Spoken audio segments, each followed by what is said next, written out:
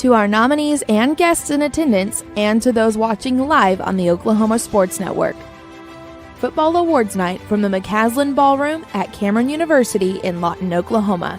Now to your MC for this evening, the executive producer for the Oklahoma Sports Network, Eric Sherham. Very much for being here and our live stream up on Facebook and on YouTube. And welcome to now our second annual Football Banquets and Awards Show. Means a lot to us as a network to be able to have so many in attendance with so many accolades that we'll get to. And really, this is your night. And so we're excited to bring that to you. A couple of thank yous. I want to say Scott's House of Flowers with the beautiful floral arrangements in the back. And I've already told some of the tables that they could take one of those home. Thank you very much to Scott's House of Flowers, Jeremy Lohman, and the staff did a great work. And like I said, make sure that if you have an arrangement that you'd like to take home, please do so. We want to thank them. I want to thank Cameron University, one of our sponsors, our state sponsors. What we call a state sponsor is that they advertise in all 11 of our schools on the network, and so we're so grateful to have an office here at the CETUS over here at Cameron University, and then also on the campus, and so they are proud partners with us. So it comes down tonight. Another fun and exciting year just wrapped up this past fall with football, and as I said and told you before, we have the best seat in the house, and for that we thank you. Thank you, our schools. We have some superintendents, some athletic directors in attendance tonight. Thank you for entrusting your programs with us. Some of you for the past 8 seasons. We're halfway through 8, looking at number 9. And we here at OSN know that you are truly the stars, and we are just along for the ride. I've told our staff that, sometimes announcers, as we can get a little excited ourselves, that we know who the real stars are. That brings us to what do we say about the 2023 football season? How does one define this past year? Well, for starters, here are just a few of the highlights. 3 of our OSN teams had undefeated regular seasons, one of them being the Elgin Owls, the first time in school history. 2023 saw one OSN team become state champion. The other was state runner-up with Del City, who went to their finals for the first time since the 1970s. It became the Battle of Mid-Del to crown a champion, to the delight of athletic director Andy Collier. I'm sure he was excited to have both Mid-Del teams represented in Class 5A state championship. Running back Mac Lund set a career rushing record for Elgin. He's in attendance tonight and one of our candidates for the Player of the Year. One state champion coach returning to Altus this past season. So tonight we'll honor our OSN Coach of the Year, Player of the Year, our newest category Newcomer of the Year, our Academic Award winner, along with our Play-by-Play and Color Commentating Awards, and also our Fans Made the Choice for their Fan Favorites Award. One statistic from just our nominees. These aren't our teams, just the nominees. Here are the combined statistics. Player of the Year nominees, there are 4 of them, contributed to over 6,178 yards and 108 touchdowns. While the Newcomer of the Year nominees contributed with 5,380 yards and 79 touchdowns.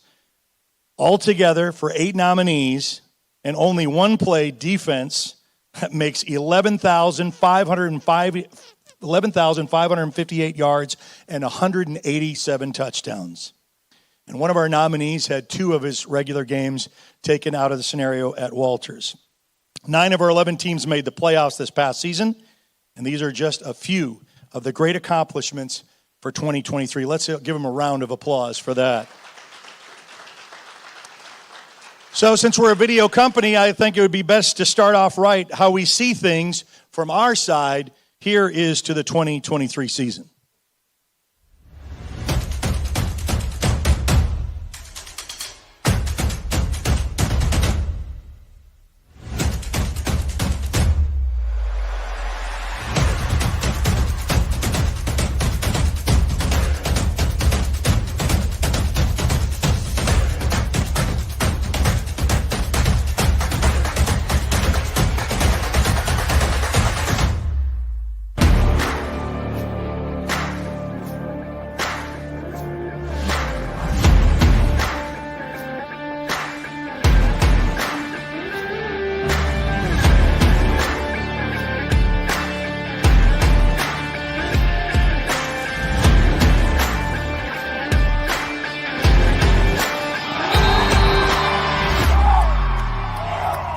He's going to move out here to the right side. They're looking for the throwback, and he's got it! Touchdown! Kyle Albert! Marcus James! Congratulations, Matt Lund, the new king of rushing for Elgin High School football. And it's awesome to be back in Alta. It's such a special place to me, and this is a special place to so many. There's nothing like wearing Bulldog blue and being a Bulldog. Once a Bulldog, always a Bulldog. So I want to see who can play for us and who's going to give the effort that we're looking for. I want to see us and the new things that we've installed on both sides of the ball and see what they look like. You know, what we've told these kids year in, year out, you know, whether we had the results or not, you know, just believing in it. And last year really having some success, class up, you know, made everybody believe. Well, you know, like every year, we've got to replace some of our outgoing seniors, and we're looking for who's gonna be doing that, and having a lot of open competition, and it's really fun to get back out here and get going and see who's going to step up. Program's building, growing, numbers are bigger. Going into the season, you know, we're excited. You know, we won our district last year, but that wasn't good enough because we had a bad taste left in our mouth. So our job is not to let that happen again and to try to repeat as distant chance. I'm excited to see where Dale City's at. I'm excited to see us continue to grow. I'm excited to see where this year takes us. I'm excited about some of the guys that we have got in, that came in and moved in. They have really meshed well with the rest of our players that we had here previously. And they're doing a good job on just buying into the standard that we have and buying into the character traits that we're trying to implement into their lifestyle. So I'm excited to see those guys mesh. We strive to win a state championship every year. We don't talk about going undefeated. We don't talk about district championships. We talk about the next game. At the end, we want to be the last team standing, and I think when you focus on it, that, you know, one game at a time, I think it makes that something that's manageable, something that's doable.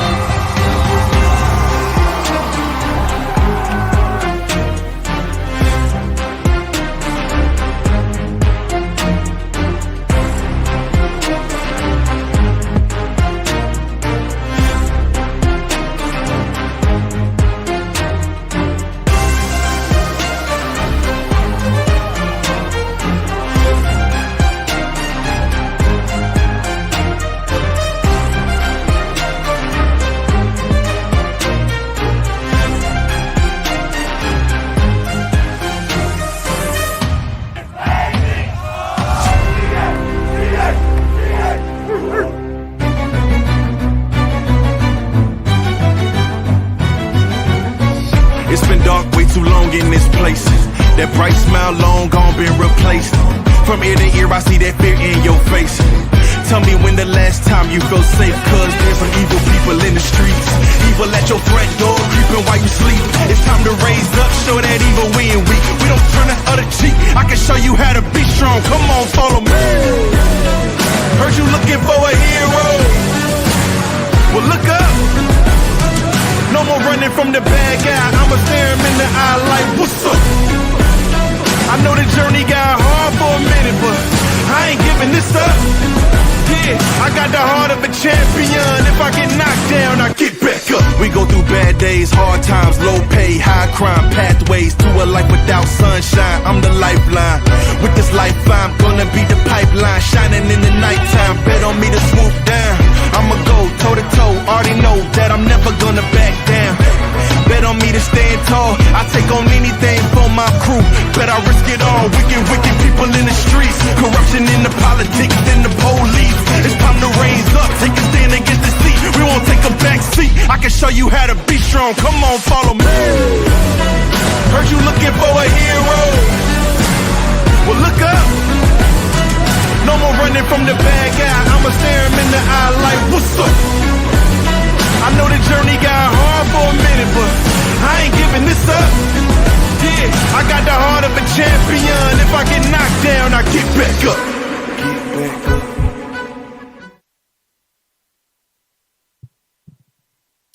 Like I said, what a year.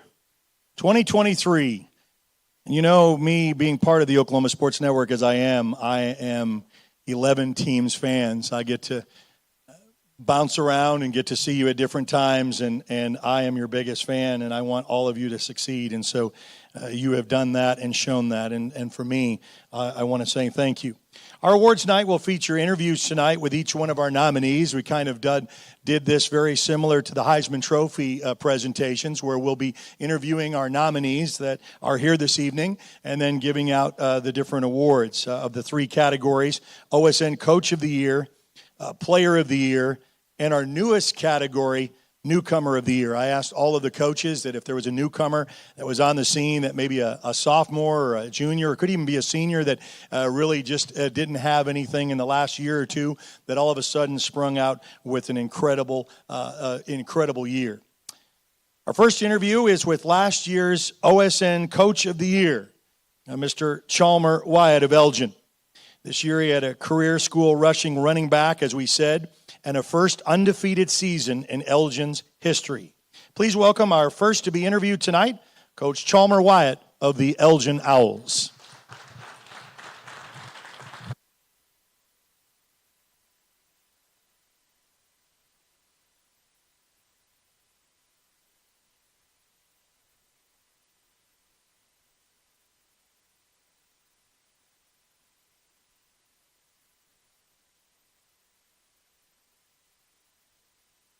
Yep. Can you hear me? All right.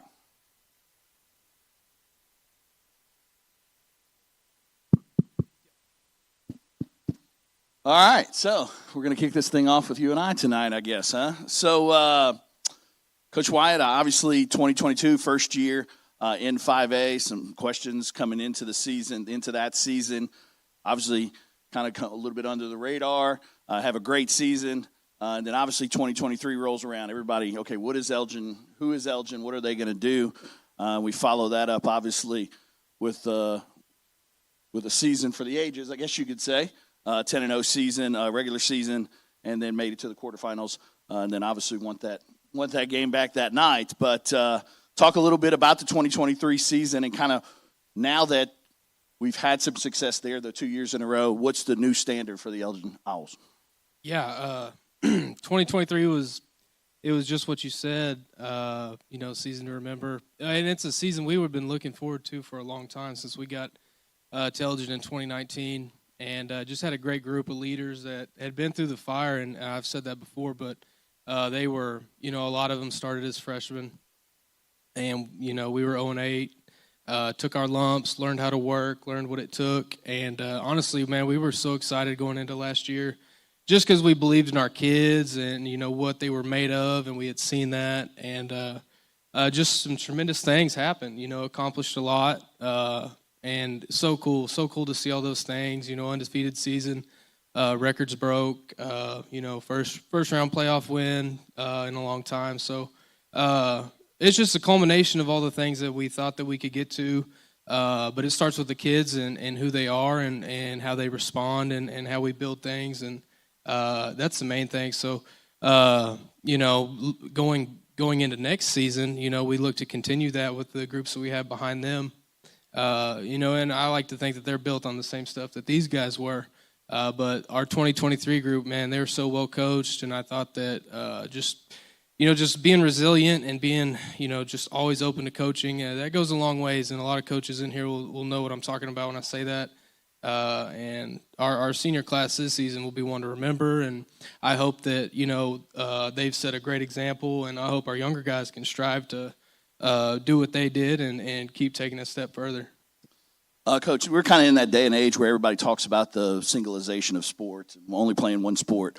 I want to say congratulations to our wrestling team. Won the 5A state title this week, also won dual state earlier in the week. 10 of those qualifiers are all football players. Talk about how in Elgin the culture is built around being a multi-sport athlete and how that plays into the program. Yeah, we push it. Obviously, we push it hard. Our head wrestling coach is on our football staff. And when football season's over with, we don't have, some people have the luxury of keeping their guys in a sports class. We don't have that. We push them all to their next sport. We can do that because we have great coaches at Elgin. I believe in our wrestling coach, and I've worked together with him for a long time. Cody Rowell does a tremendous job. And same thing with our track program with John Hughes. I want to see our guys get coached by other guys, that we believe in. And, they can learn a lot from us as a football staff, but they need to go learn other lessons from other guys. And obviously other sports teach great things, as an athlete, as a student athlete, just learning through, how to go through different adversities. But yeah, 8 of our 11 starters on defense were on the starting wrestling lineup. There could be 11 guys on defense that are on the wrestling team next year. And it just plays really, really well with our culture and just kind of who we are, what we're made up of. And it's a really good ingredient for us. So we look to continue pushing those guys and, continue to grow those relationships and develop kids in any way that we can. You touched on it a little bit during your first answer there related to the 2023 seniors. Talk about, like you said, at one point in their career they went 0-8. And then to finish the deal off there as a senior to go 10-0. Talk about what that class meant to you and then also to the program itself. They mean everything to me. And, I can say that about any class that we've had. But just to pair that with the success that we had, tremendous. I'm sitting here with Matt tonight, and I'm just thinking about all the moments we've had together. And I've got to be there for every one of his carries. We've talked about that. That's really cool. And he's left his mark on this program, and I can say that about every other kid in this class. And, just like I said, I want to continue to build this thing. And, we just have a lot of great pieces right now around us and classes to come. And just really cool. And, I want to just keep going with it. Last question. We'll touch on Matt, since Matt's here tonight, obviously nominated as Player of the Year. Kind of mentioned it in that last answer. One of the cool things that we talked about over the years is that almost 6,000 career yards or whatnot, all-purpose yards, and you were there for every single one of those yards. Talk about him as a person, something that we might not know for the audience to get to know Matt a little bit more. Matt's going to work. Whatever you tell him to do, he's going to go do it. He believes in you. And, I think that's a great trait that he has, that he's going to take to OBU with him. He believes in his coaches, and he's not scared to work. And, despite, him, people thinking that he's not big enough to carry the football, he did a great job for us doing it. But that's who Matt is. He's going to work. He's going to work through things. He's going to work through adversity. He was one of those freshmen that took those lumps back then, and it kind of made him who he is and who he's going to be. So extremely proud of him, and awesome night to be here with him too. Coach, congratulations again on being nominated for Coach of the Year, and good luck for the rest of the night. Thank you.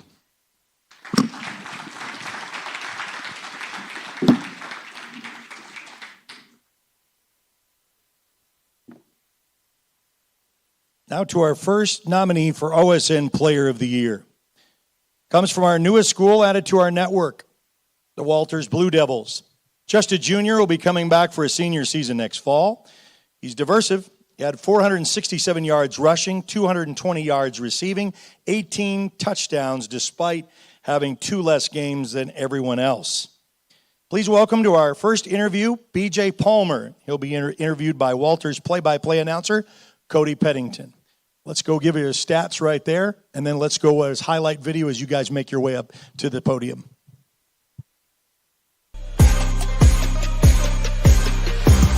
Sorry, I was was out of sequence. That was good pitches and out to Palmer. Palmer around the edge here. He's going to cut it back up the Awards middle, before all the his way in for a touchdown. Blue Devil touchdown on the first play. Boy, you couldn't start a game from any better scrimmage. than that.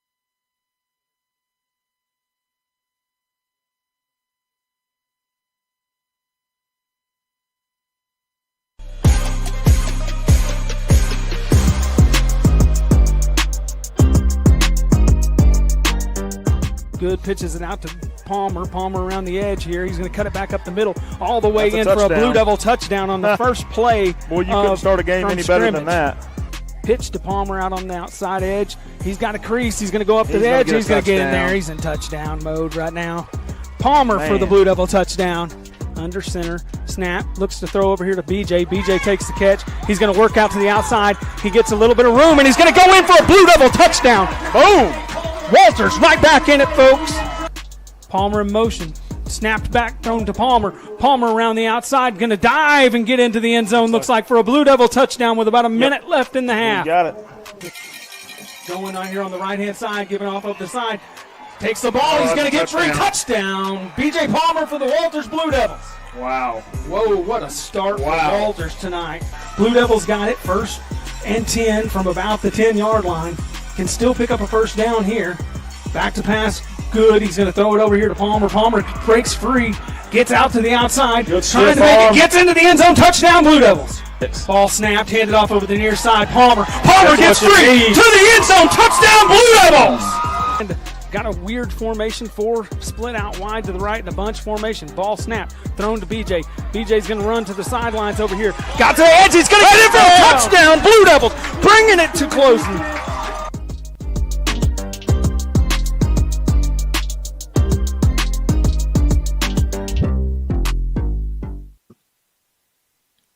Well, BJ, I want to start off by congratulating you on a great season. We got to see a lot of great players this year, and you were one of the most electrifying that we got to see. Starting off, just ask you, what does it mean to be nominated for this award, seeing how you are from the smallest school in the Oklahoma Sports Network family? Yeah, it's a small school, but we still got a lot of fight in us, and we're going to go out and do what we do, especially having a good offensive line. That helped me get some good stats. That helped a lot. And then being as fast as I am, kickoff can help me, which impact my stats also. Looking back on the season, what do you think was the biggest contribution to having the season that you've had, to put up the numbers that you did? The weight room. I mean, since my freshman year, we've been really packed in there, especially 24 juniors now, just always in the weight room and going hard at it. Speaking of which, you're the only junior nominated for this award, so you'll be back next season. How do you use this season to propel you going into next season to see if you can, replicate it or even top it?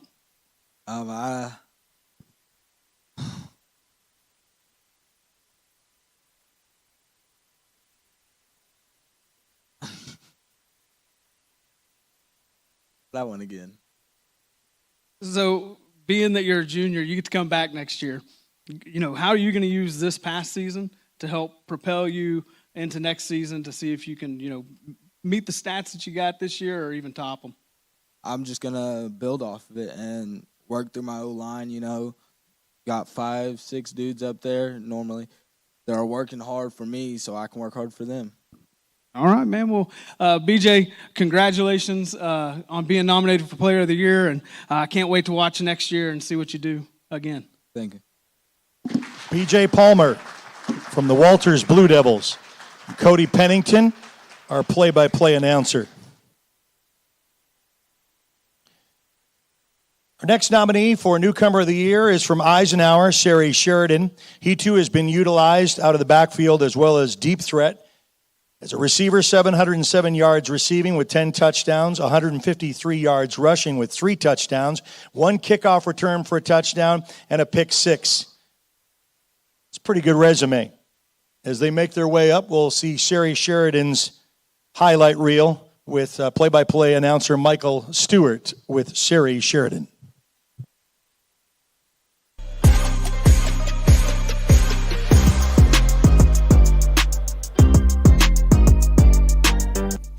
Quarterback takes a snap, lets it go. Fly, Eagles, fly. It's an Eisenhower touchdown. Sherry Sheridan. Tracky gives it to the running back. He's on his feet, able to get that. Sherry Sheridan does it get into the end zone. They're celebrating on the field. Fly, Eagles, fly. It's an Eisenhower touchdown. 2 touchdowns for Sherry Sheridan. That one from 9 yards out. Man in motion. Tracky takes the snap, looking to get out, rolls out, throws it deep. Touchdown. And caught in the end zone. Fly, Eagles, fly. Tracky takes the ball, looking to get rid of it. Fires downfield. Wide open. Got it. Go, and go. On his feet. Still running. Got 1 man to beat. Touchdown. He won't be caught. Fly, Eagles, fly. It's an Eisenhower touchdown. Tosses it up, and it's intercepted out around the 13-yard line. Eisenhower starting to return past the 30 on the sideline. Still on his feet here. He's able to break this open. Fly, Eagles, fly. It's an Eisenhower touchdown. Tracky with the ball, gives it to Sherry Sheridan, the MVP of the season, and he's gathering steam. Past the first down marker. Fly, Eagles, fly. It's an Eisenhower touchdown.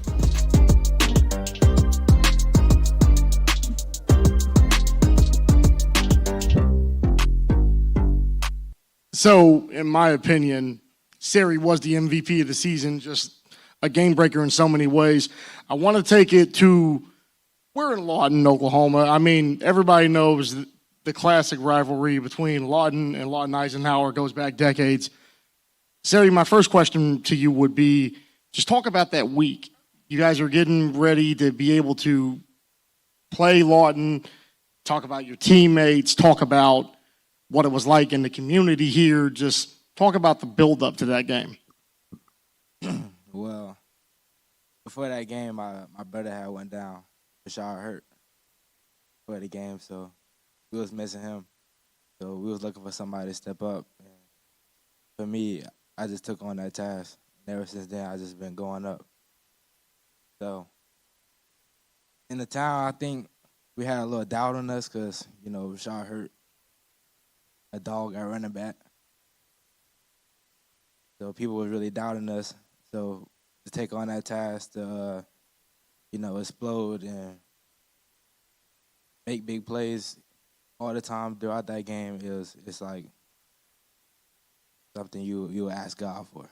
It's something you will look for, you will dream about, basically. You had a very competitive season. Class 5A, District 2, toughest district in Class 5A, in my opinion. You're going to 6A next season. Can you just talk about the preparation for that and the work you've been putting in with Coach Harris as you're getting ready to make that jump? We've been going to work every day. So it's really like 4-3 workouts every day, trying to prepare for the year. Really trying to get in on the weights because I know 6A, big linemen, big boys, going up. So preparing for that and then being a better leader for my brothers because, leadership is something that we've been struggling with at Ike for a long time. So being a leader for my brothers and leading them in the right way for this year is going to prepare us to be ready for 6A, I'll say. You talk about leadership, and this will be our final question. We're going to keep it brief, but your play speaks for itself. And obviously, being a nominee for Newcomer of the Year, having that kind of ability to break games open like that, you got to have supreme confidence in yourself. So can you just tell us what makes you the Newcomer of the Year here for OSN tonight? Well, in the beginning of the season, I wasn't on nobody's board. Like, nobody knew me at all. Like, I didn't have a good spring ball at all. Like, there was a lot of struggles going into the season that I feel like nobody really had to go through. So, you know, first 4 games, I had like 2 touchdowns.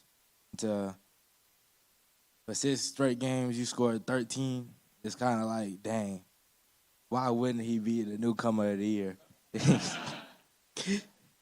Ladies and gentlemen, Lawton Eisenhower's nominee for OSN Newcomer of the Year, Sari Sheridan.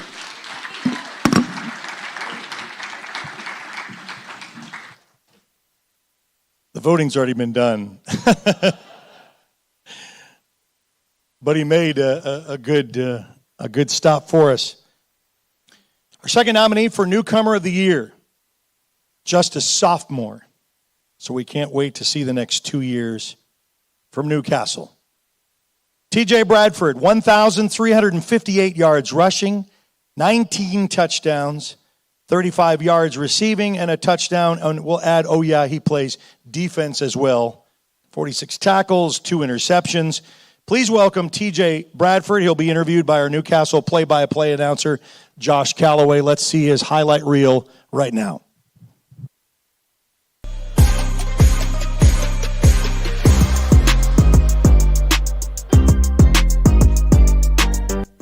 Got to get to about the 3-yard line. They are going to throw. Burt fires. Got Bradford caught. Makes the man miss. Touchdown, Newcastle. Who else? TJ Bradford. So here we go. 3rd and 7. They will just run the ball. Not surprising. Bradford bounce outside. How about I just end it myself? Bradford touchdown, Newcastle. Hey, this certainly looks like they're going for it, and they are. Hand off to Bradford in the middle. Running hard. He's got it and some. TJ Bradford. That's how you start it. Touchdown. There it is. Hand off Bradford. The middle, he's got room. TJ Bradford shot out of a cannon. You cannot catch him when he gets going. Touchdown, Newcastle. 30 yards. Great job, line.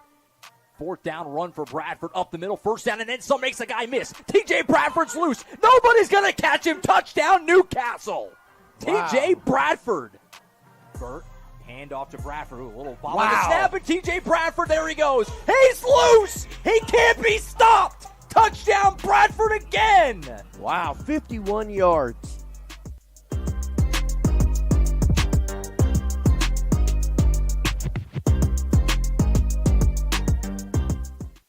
All right, man, TJ, we saw the highlights there, me going crazy all season long, all the highlights you provided. Talk about your season, man. Obviously, a sophomore year that I think you'll remember for a while. Sophomore year is definitely a very good year for me. It's kind of an unexpected year almost because my freshman year, I didn't really get to see a lot of burn as a freshman. And sophomore year, I kind of exploded on the field and became a priority for the team. I think that's really important for me because I was kind of almost in a mental battle from my freshman year to the start of my sophomore year. Obviously, Newcastle fans tuned in. Anybody who was with us on OSN all year knows that you guys had a pretty darn good running back there. Carson Bolser comes in his senior year. He goes down early in the year with a knee injury, out for the season. All of a sudden, here you go. As a sophomore, you're going to be the guy. What was going through your mind and early in the year when you find out Carson's going to be out the rest of the year? You're going to be the guy that's going to be getting a lot of the carries. What was kind of that like? The excitement of that, I'm sure. Sad for your teammate, obviously, but excited for your opportunity. It was definitely good. I knew that I was a man that could do the job because, I've proven myself throughout team camp and through spring ball. And I really was excited now that I finally started getting, more playing time and touches. I can really, run the ball. So I felt like that I fitted the role perfectly. And I really wasn't, afraid to take on that kind of challenge. Now, I don't want to overlook the defensive part of it. Obviously, the touchdowns, we saw a bunch of them there. You had a great year running the ball, but you played really good defense too. Lots of tackles, couple interceptions. Talk about that aspect, your defensive play, how it got better as the year went on, and the ability to play both ways, and how much you enjoy that. I think playing both ways is very important. You know, it makes it hard for teams kind of to almost, I guess, say, know what to do whenever they play against you. And our defense, our defensive backs are really a strong suit of our team. And I feel like the defensive backs I don't think Newcastle's had any better defensive backs than these past 2 years. Going off both seasons with almost 20 interceptions for the whole entire team is pretty good. I feel like defense does really portray an important part in what our offense does for us being able to run the ball a lot because of how many stops for our defense gets. So it begs the question. Obviously, I saw it myself. Billy Collier, my color man. You ran for touchdowns. You caught touchdowns. You had big hits. You got interceptions. What gets it going for you the most? Is it the big hits, the touchdowns? What's the highlight, the play that you like to do the most? Is it all of it? What is it for you? It really is all of it. I really like making those big plays, like big explosive plays that also gets our team going, and then we get in a kind of a roll. And now, we're not able to be stopped once we're rolling like that. So, to be honest, I think the big touchdowns are really what does it the most. Last one, just looking ahead to next season. Obviously, just a sophomore year for you, so you got 2 more years, your junior season. Obviously, you guys have some seniors that are graduate off, but there's a lot of guys coming back from this year's team, which you guys had a great season, got a big playoff win. You saw a couple of your touchdowns there from it. How excited are you for next year and building on it going into your 2024 season? I'm very excited for next year. I feel like our defense will be better next year, including our offense, and that we have some really talented people that are working on our team, and we could possibly go really, really far in playoffs, maybe even winning one. I'm very confident that our team will be definitely one of the top ones in 4A. TJ, congratulations, man. Also, shout out the jacket. Sharp look. The match with the family. I love it. Congratulations, man. I look forward to seeing you next season. Sir. Wearing the colors with Newcastle blue as well. So, TJ Bradford, just a sophomore. So watch out, Class 4A. If I could have Barry Ozerski come up at this moment. Just like with Phil Kennedy and Comanche Home Center, if you say it takes a village, it takes support. We don't charge, a fee. I know that you can pay $10 a month to watch streaming services, but we made a commitment to try to make it as free. It's free to download. It's free to watch. And so with that, it takes a commitment of people that believed in us before we could really know exactly who we are and what we were doing. A community guy, loves sports. And so Pam and Barry, of course, synonymous with real estate in the Lawton Fort Sill area. He's a community leader in so many things that he's active in. And in fact, if you want to know about Lawton, he's got a I Love Lawton pin, and he can tell you about it. He wears it with pride. But again, if you want to come up here on the stage and want to hand you our Legacy Award, it's a kind of a group effort. And, every time I visit you in the office for the last 8 years, it's no hesitation is when can we get started. So thanks again.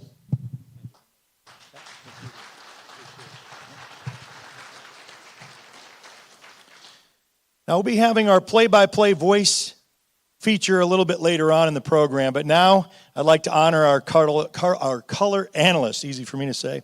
I've often said it's the most difficult of positions. Play-by-play guys, from all of those that are here represented, we get all the flashy touchdown calls. The color analyst has everything but. It's what made that an incredible run. It was a down block. It was a double team. It was something seen. It's the John Madden position to the Pat Summerall. I can do X's and O's, but a John Madden can see something in a game that I never saw. And so a color analyst is, when they come to me and they want to kind of do this position, I say, you've got the toughest job in the booth because you can't watch the play. You've got to watch everything developing in the play. You've got to watch the defense when it comes to our side and the other side's being announced on the ball. So it's a very difficult job. I think they do a fine job. To announce this year's winner of the OSN Color Analyst for 2023, please get last year's winner, Vincent Saylor, to open up to get our first award for our broadcaster of our Color Analyst of the Year. Thanks, Eric. Also want to thank Barry and Phil for everything that they've done to allow OSN to continue on. Been here for about 7 years now doing this. Without those sponsors, it would be inevitable for us not to be able to give you this free product. So this year's Color Commentator of the Year for OSN. I'm not very good at this.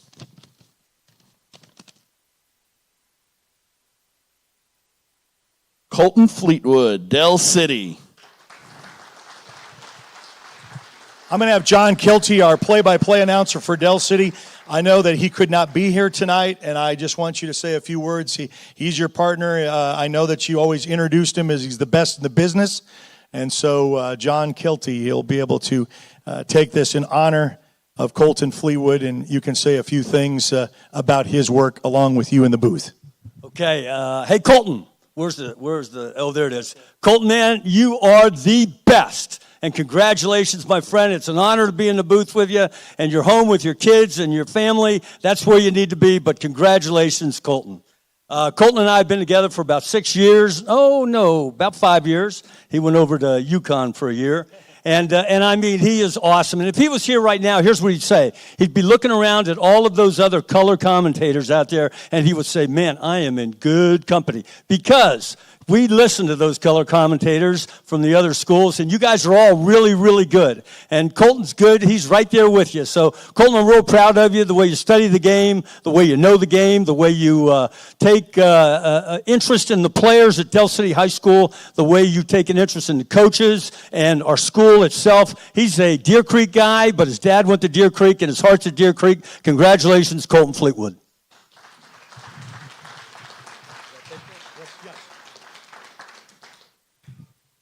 This will be our second coaches interview, and a coach nominated last year as well. Please welcome from the Newcastle Racers, Coach Jeff Brickman.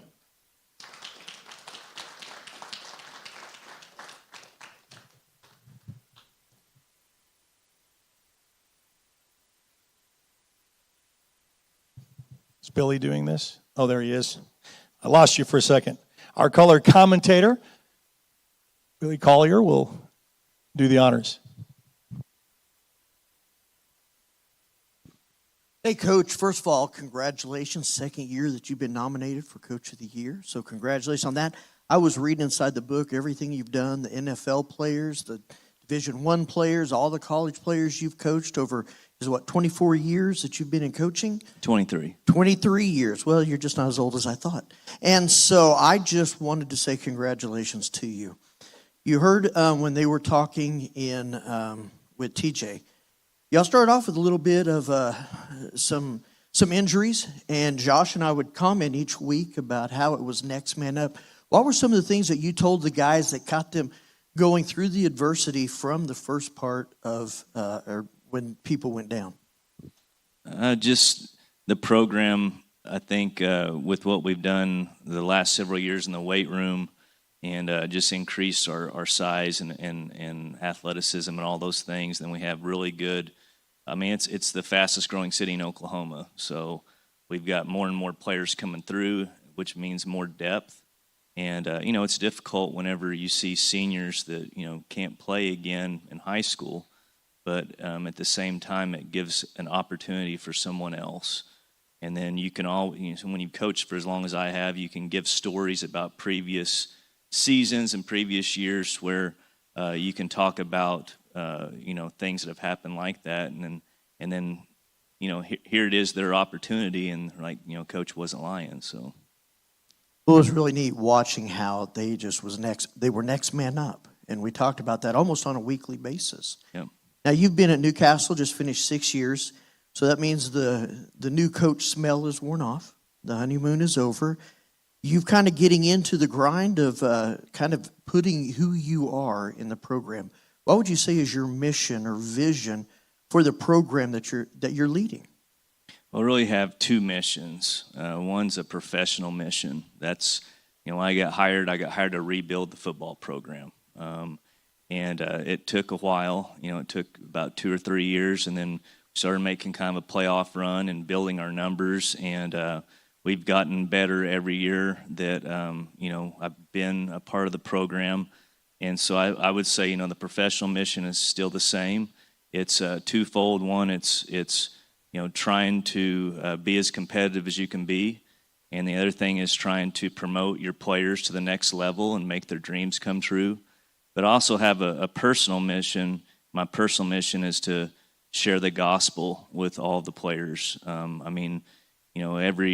day that we go on, we're getting closer to, the Lord returning. And, it was really put on me about 10 years ago that, I was only doing half the job. I was, I've been successful like coaching and helping kids get recruited and all that stuff. But about 10 years ago, and not to be strange, but I had a dream, and the dream was, to much has been given, much is required. And you've done half of what you're supposed to do. You're in this position to share the gospel with all the players. And so that's my personal mission, is to point them to the Lord.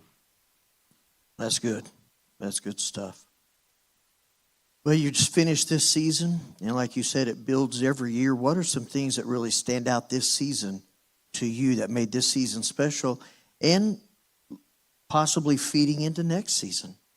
The best thing about the season by far for me was the camaraderie with the coaching staff. From doing this for as long as I have, some staffs get together. They get along better than others. It only takes one to spoil the whole bunch. And most of the time, the players, you kind of know what kids are. You were a kid once, and there's a little bit of selfishness and things like that, so that's kind of expected. And obviously with parents, you know kind of the parents are there trying to push their kid, which is fine. But the thing as a head coach that's hardest to deal with is just managing other adults, especially when you're supposed to be, kind of on the same page. And I kind of liken it to like building a house. You hire different contractors to do different jobs. If you hire like someone to do the tile, you don't want them messing with the air conditioning. And I have to remind, the coaches a lot, you're hired to do a specific job. And this year I didn't have to do that as much. And I thought that it was really rewarding just to be around the coaching staff. And one of the first times I kind of stepped away, I didn't call the offense, and just kind of more was a CEO. And they all did a phenomenal job. We were a little short-staffed. We coached with probably 2 fewer coaches. But meeting with my athletic director and administration, we were looking to build that to where each position has a position coach. So I would say the best thing this year was the camaraderie with the coaching staff. So anything you're looking forward to as we're coming into 2024, your 7th season? You got a junior running back coming back. You got a lot of players coming back. Do you see continued, and I think this is just a given question, but continued success in these players that have been going through your program? I do. This is probably the most I've looked forward to a football season coming up. We've got the core of the group that we had last year, and we did really well with our sub-varsity teams as well. And so it should be a lot of, if you're a Newcastle Racer fan, it should be a really fun season coming up. Right. Well, congratulations. I want you to know we have a blast. Josh, Uriah, Carson, and I have a blast watching special seasons, and that's what we've had 4 of as they keep growing. Games that we think, wow, and are just really impressed with the coaches like you are, as well as the players. So congratulations to you. Thank you. You guys do a great job. Jeff Brickman, Newcastle Racers. Second nominee for OSN Player of the Year is committed to Oklahoma State. Go Pokes. All right. I like that. His numbers jump off the page. 1,450 yards receiving, 22 touchdowns. Also played on defense. 75 tackles, 7 INTs, 4 for touchdowns, and 3 punt returns for touchdowns. offense, defense, special teams. He does it all. Now please welcome LaDainian Fields from Del City. He'll be interviewed by play-by-play announcer John Kilty. Let's see some of his highlights of this past year.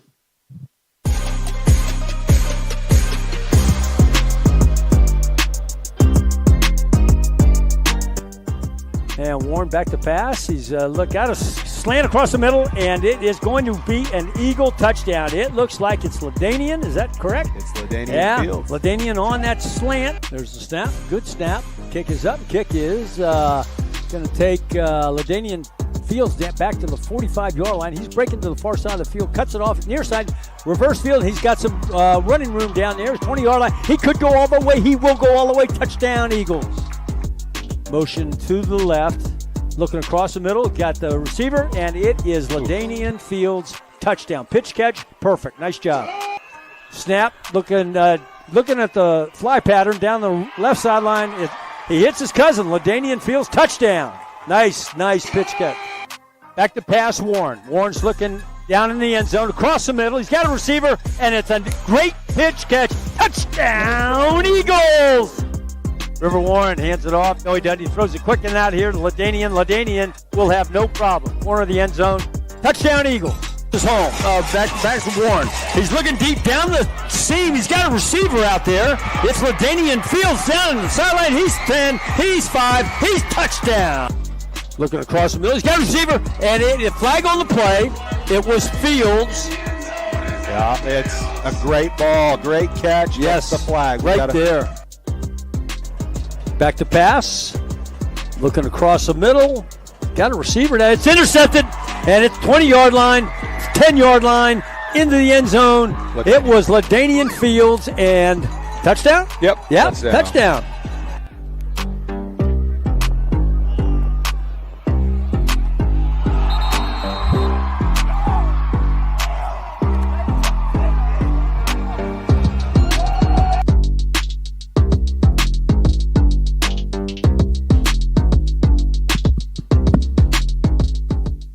Okay, great honor to be up here with you, LaDainian. And first things first, right? You need to introduce us all to your mama. My mama. You bet.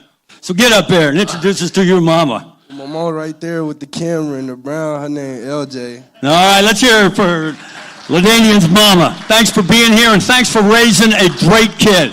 Have a seat there, LaDainian. Yes, sir. Yes, sir. Got a few questions for you, but first of all, I want everybody to know that this kid is a great, fine football player. I mean, you've seen it. He's a good kid in the classroom, but the best part of him is what his mom has been doing for 18 years, and that's raising a fine young man. LaDainian, you are a fine young man. Tell us about day one, okay, summer pride, new school. He was his transfer his senior year to Del City High School. What was that like?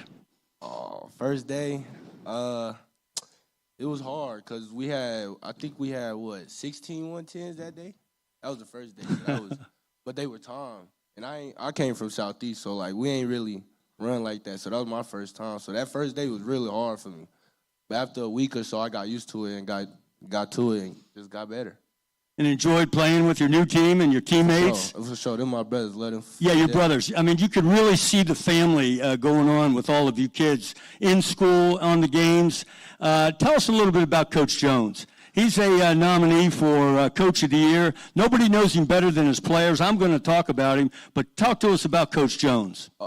Man, Coach Jones, he going to push you for real. He really want the best for you, but he going to push you. It's all good for the long run. He going to show you some hard love, but it's all good for the long run. He really loves his players and stuff. But he really pushes us hard, but we know it's love. Like real hard. Real hard. Real hard. Real hard.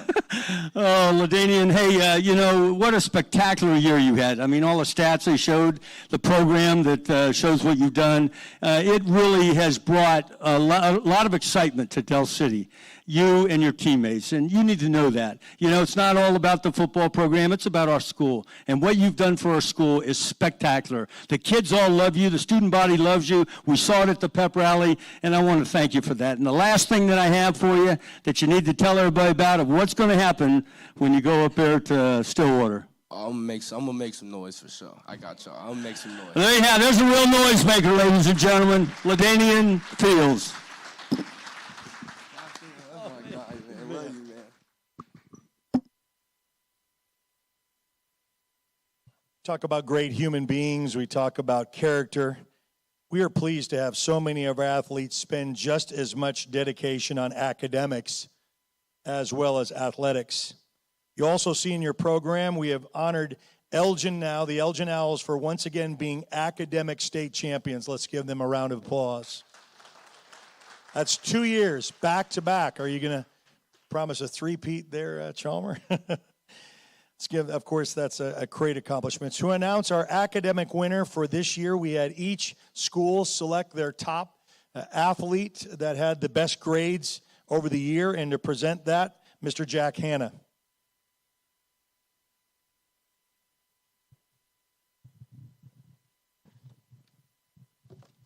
Well, it's an exciting night to see just not only the highlights of all the athletes out here, but also to look at the classroom work that these athletes do, being an educator for 25 plus years, coaching for about 20 years.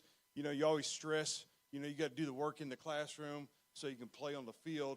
And with the OSN having 11 athletes represented from each school, it's pretty exciting. We have Altus High School represented by Peyton Reed, Lawton High School by Romel Campbell, MacArthur High School by Carson Chambers, Eisenhower High School represented by Aiden Monagold, Cache High School, Connor Muldowney, Elgin High School, Michael Adesole, Walters High School, Corbin Good, Newcastle, Aiden Shamard, Midwest City, Kiwan Landrum, Carl Albert, Easton Harless, and Dell City, LaDainian Fields.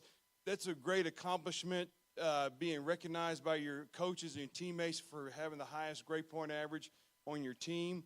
And I like to say that this young man that is receiving the award this year is not only a 4.0 student, but also a valedictorian, National Honor Society, and a Stuco board member for his school. And that goes to Easton Harless from Carl Albert. And Easton's not here today, but his coach, Mike Dunn, is going to accept the award for him today. So if you don't mind, give him a round of applause for having a great season, not only on the field, but also in the classroom as well.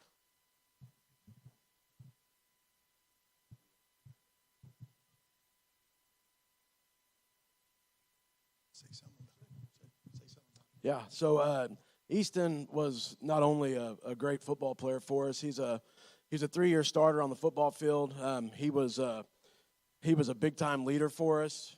There's so many things that I could say about him and his family. His dad was our booster club president as well, and their family, my whole time at Carl Albert, has done a lot for us, a lot for the program, a lot for myself. But Easton was a guy that we could count on the football side of things, no matter what it was, no matter what the task was or how hard it was.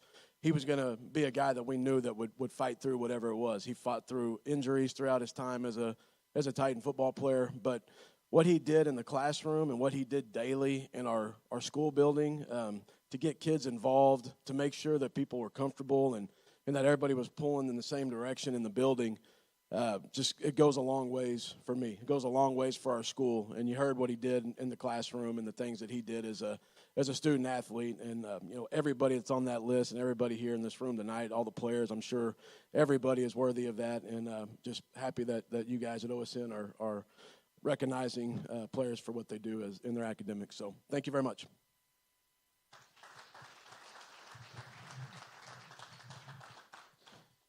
Brings us to our third nominee for Coach of the Year, also up for honor last year.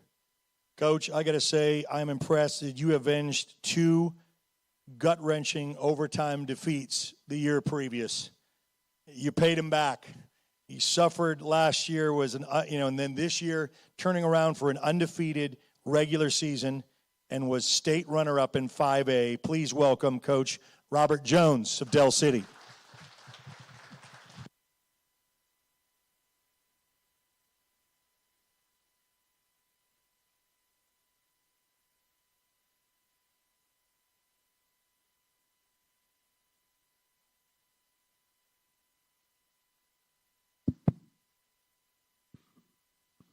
Well, Coach, it's a great honor to be up here with you. Yes, sir. We're going to start off where you start off. Every practice, every time you're in the study hall, every time you're on the field, you talk about a thing called character.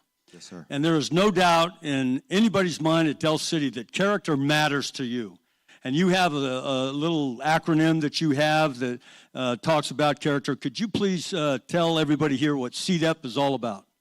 Well, you know, being from Del City and growing up in that area, you learn from your mistakes. You learn going through college, and you learn through your coaching career when I was in Texas. And coming back to Del City, I knew that these kids need character because that's what's been getting me through.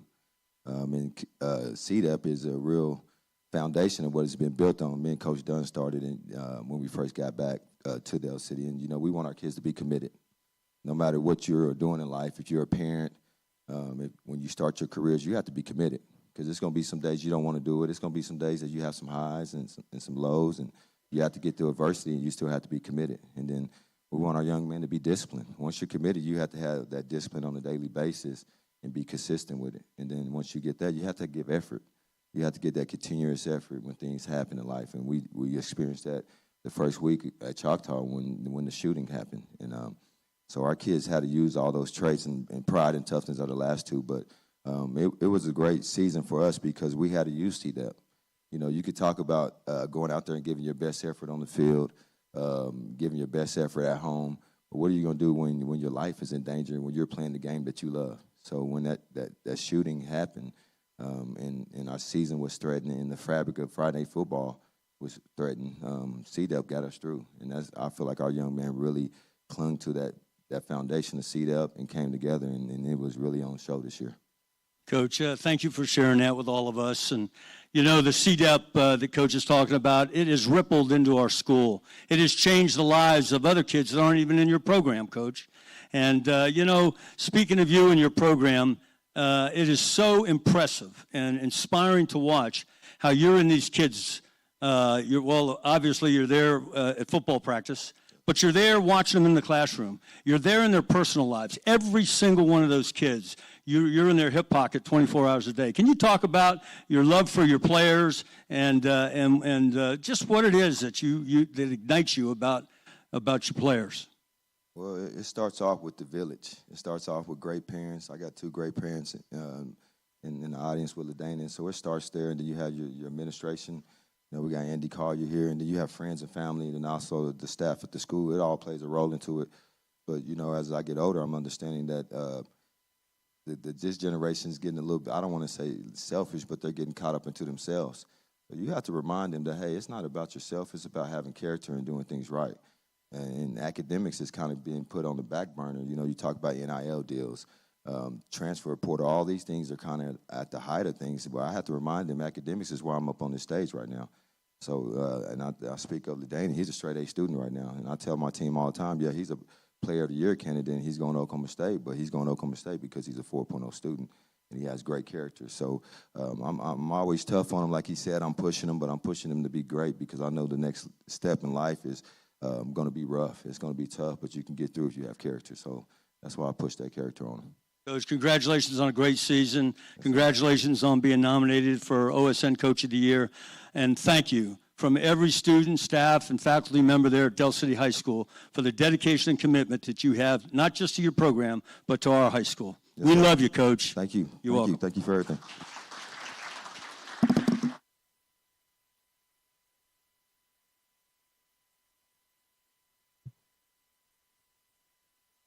Our third nominee for Player of the Year was also nominated last year, finished second in the voting by the narrowest of margins. This year, going to attend the University of Oklahoma and has already enrolled this past December.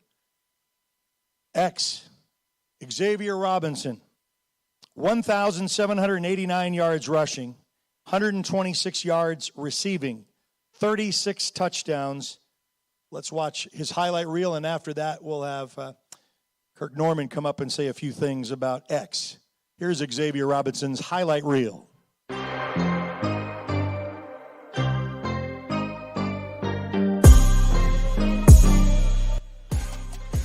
Robinson Just takes go. the ball. He's going to pound forward. There it is. He pushes Touchdown. forward. Touchdown, Carl Albert.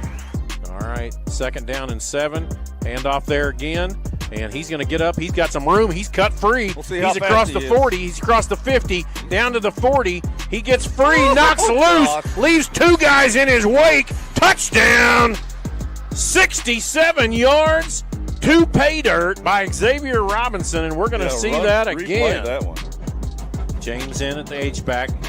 This time it's Xavier Robinson across that left side. He's pounding forward. In for the end zone. Touchdown, Carl Albert. Sperry gets the snap. He's going to hand it off there to Robinson across the left side. He's into the 10, 5, touchdown, 1 play, no flags. That's Xavier Robinson. He's going to cut it to the outside. Across the 25, cuts back to the middle. cut. He's going to cut to the outside. He's to the end zone. Touchdown, Carl Albert. 1 to the right, hand off to Xavier Robinson. He cuts back to the middle. He cuts up. He gets to the 10. 5, touchdown, Carl Albert. Sperry's going to take it. He hands it off to Xavier Robinson. Boom! Touchdown, Carl Albert. That's the snap. Turns around, gives it to Robinson. He cuts up the middle. He cuts to the outside. He's across the 25. He's got open room. 10, 5, touchdown, Carl Albert. 2 men wide out to the right. Hand off there to Robinson again. He gets out around the outside. He's across the 50. It's a foot race. He could go all the way. Touchdown, Carl Albert. Heavy set his balance to the left side. Robinson takes the snap. It's high. He throws it over. Marcus James comes off the edge. Touchdown, Carl Albert. 2 men wide to the left. 1 man in motion, left to right across the formation. Sperry drops back. He's looking out. He's got wide open Xavier Robinson in the end zone. Touchdown, Carl Albert. No flags. Sperry goes right, throws left, has Xavier Robinson out of the backfield, open at the 10, and he'll bring him into the end zone. Touchdown, Titans. They strike first in the 5A title game. Of course, John, the great Olympic 2-time gold medalist. Here's Xavier Robinson running for gold here. He's high-stepping. He's looking to stiff-arm somebody, and now he's trying to go 65 yards, and he's going to do it. The Titans might have put the exclamation point on the 5A title game.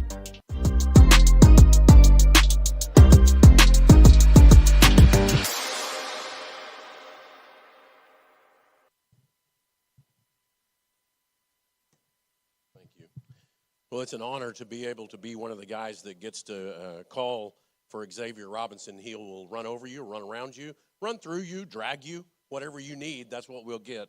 In 1952, see, I just took you a whole different direction. In 1952, John Wayne and Maureen O'Hara actually made a movie about a boxer who had killed a guy in the ring. And so he moved to Ireland to get away from all of his troubles.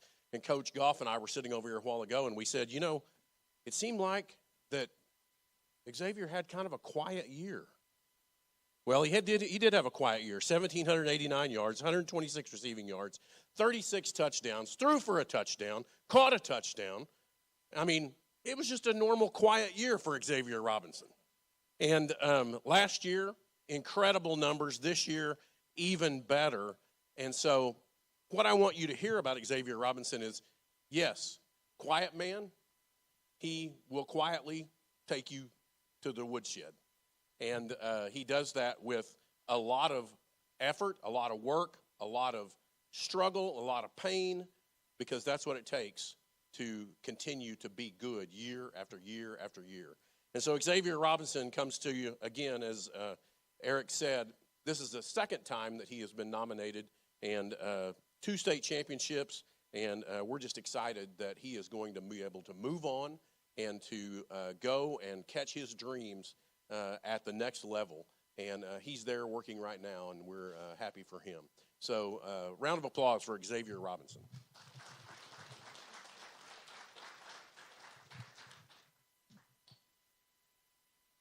Some of the greatest fans, in fact, we send them to the polls.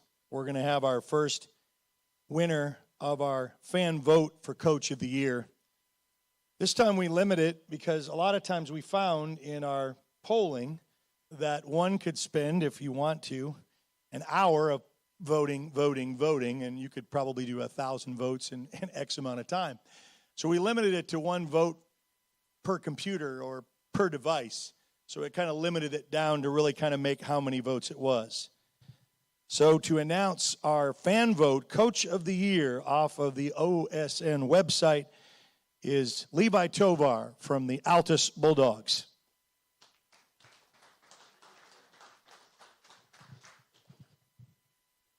All right. Do I get a envelope or no? No, I'm just kidding. Hey, listen, this is why we do it. We do it for the fans, and what a great night it's been. Thank you, Eric. Thank you, all of those that call, our color call guys, our coaches, our players. Man, there's some studs out there.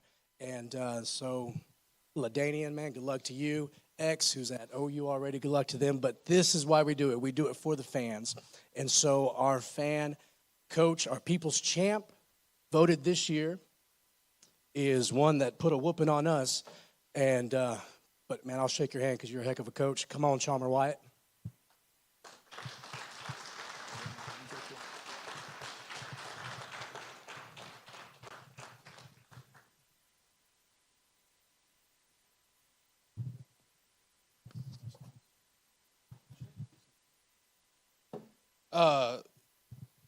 People are bought in at Elgin.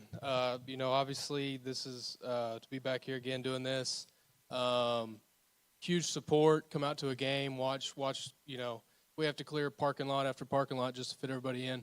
But you know, you can't do anything without support. Parents, administration, everybody that's a part of what we do. Thank you guys, and it's really cool because of the support we get. So, again, thank you. Fan choice of the award for Coach of the Year. Now it's to something that's near and dear to my heart because I've done it for so long, and I am not in the running, by the way, his OSN play-by-play. Now, before we announce our play-by-play winners, and I know there was some laughing at some of our guys that get overly excited, and I'm one of them, but I love that. That's why I love this job. So before we announce our play-by-play winner for 2023, I'd like to say a few things to offer this video of excitement.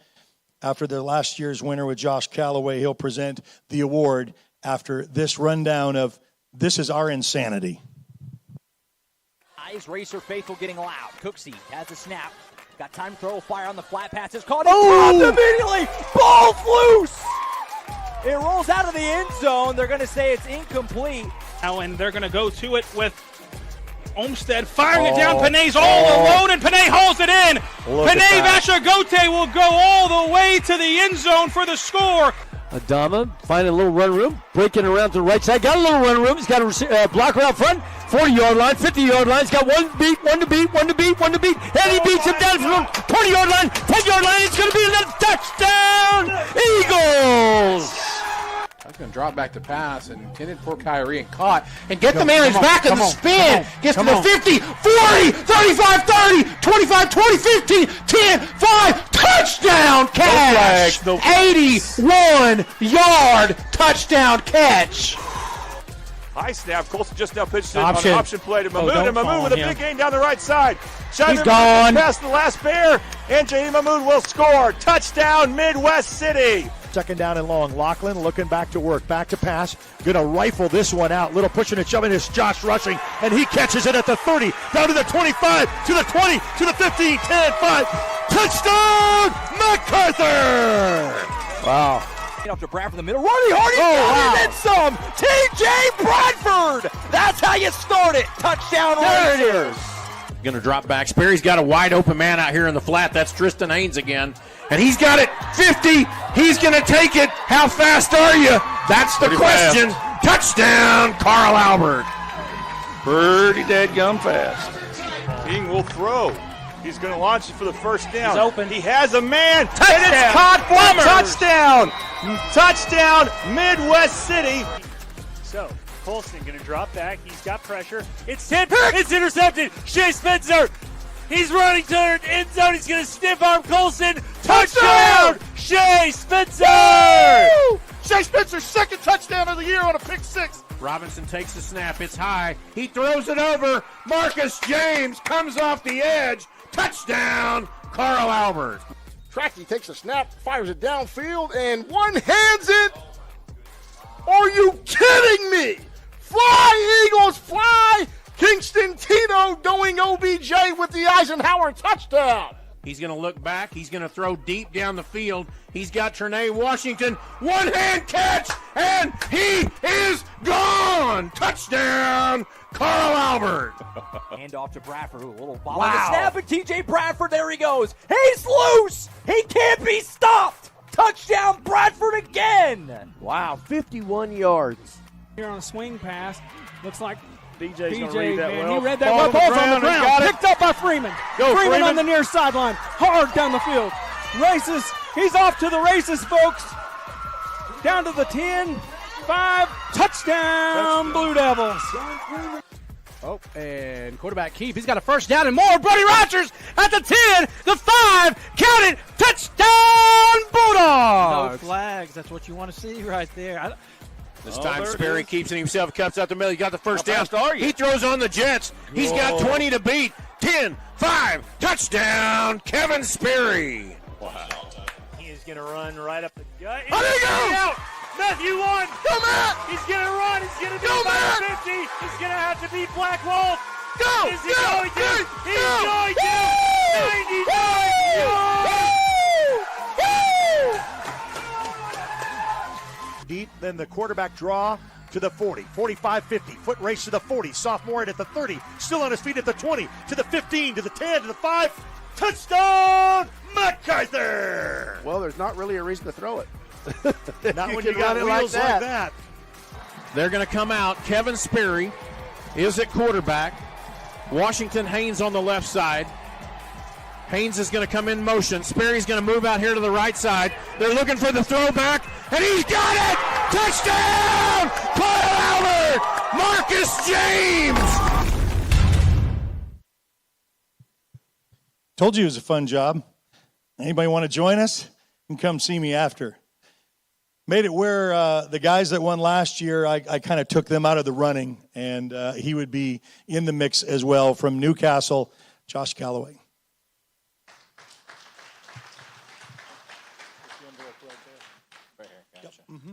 Appreciate you, Eric. It meant a lot to me to win this thing last year.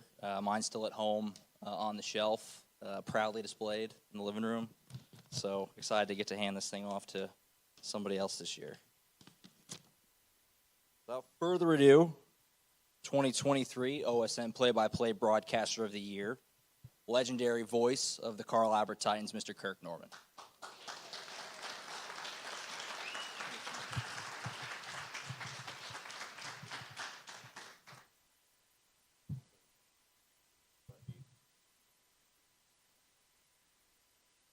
I think I'm a legend in my own mind. So I was asked to leave the sidelines. You really don't ever want anybody to do that, right? But I was asked to leave the sidelines after 2017, and but it was to come and do this. And I said, well, I've never done this. And they said, yeah, but you talk a lot. And so that's what we ended up with. So I have to tell you that the play-by-play to me, and Eric said this earlier, and I have to agree, is one of the easier things that you get to do, because all I've got to do is describe what's happening. But to sit next to a legend, Coach Goff, and to hear him in my ear, we've been doing this 2 years together, and I wouldn't trade it for the world. And so if I receive this, then Coach Goff has received it as well. And we have a lot of great discussions in the Suburban on the way back and forth to games. And if nothing else, we can usually solve all the world's problems, win a football game in 4 quarters, and we love it. So we just love football. And so thank you so much to Oklahoma Sports Network, and we hope to have a great year next year.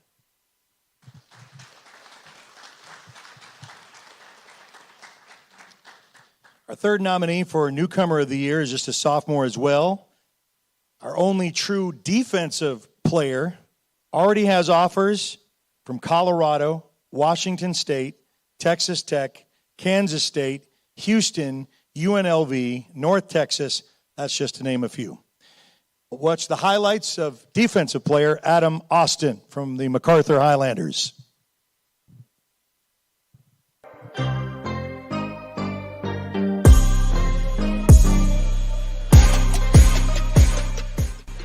Straight back to pass. Oh, it is picked to the 25. He'll score. 10-5. Touchdown, MacArthur! Wow, what a job. Is that Adam Austin? Adam has been all over the field. He gets a pick six.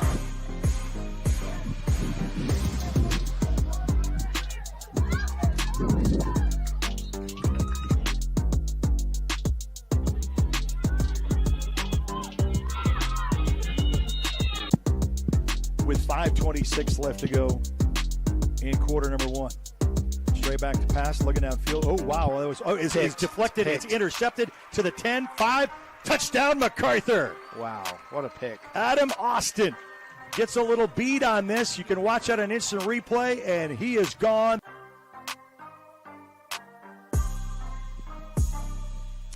Well, I see you're wearing the number 3.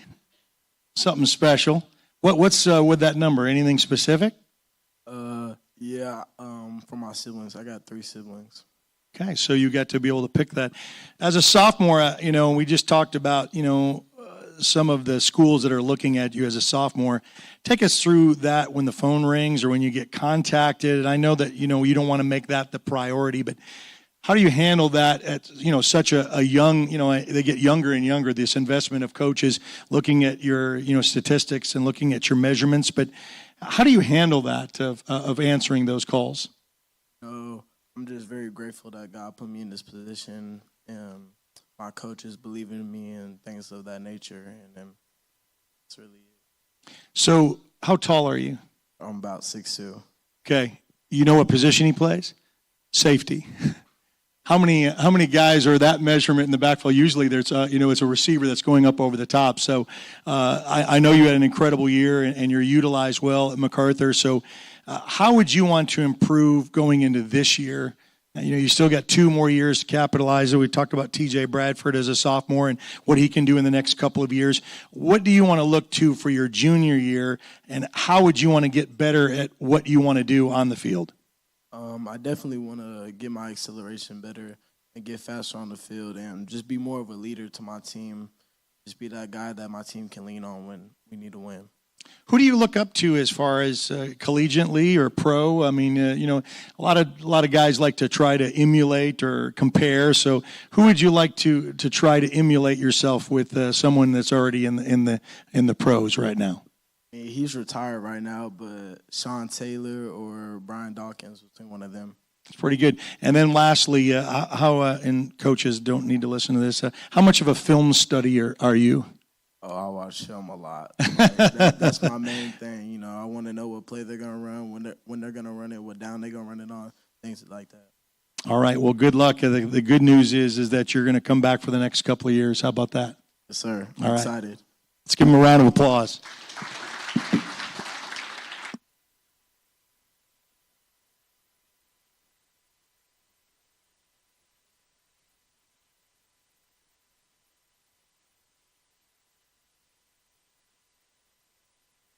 Our final nominee for Newcomer of the Year moved from Texas as a quarterback commit to the University of Oklahoma. He's just a junior. Most of Oklahoma didn't know much about him. You had to YouTube him. You had to figure out who he was until he finally got here. And he has put 5A on notice that he'll be coming back his senior season. His stats, 2,564 yards passing, 31 touchdowns with just 4 INTs. 563 yards rushing with 11 touchdowns. Let's watch a little bit of Kevin Sperry from Carl Albert.